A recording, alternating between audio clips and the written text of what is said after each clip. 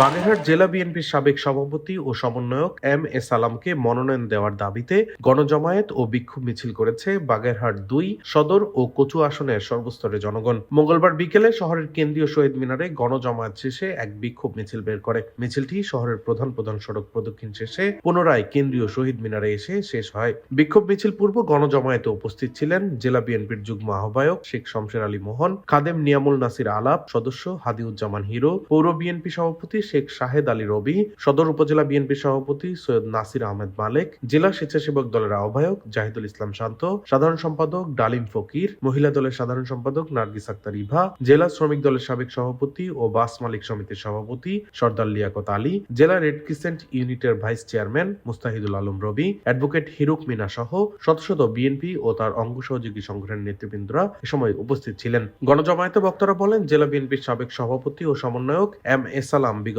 ১৭ বছর বাগেরহাটে বিএনপিকে টিকিয়ে রেখেছেন। অসংখ্য হামলা মামলার শিকার হয়েছেন, জেল খেটেছেন। দুর্দিনে তিনি পাশে ছিলেন। আমরা চাই এম এ সালামকে মনোনয়ন দেয়া হোক।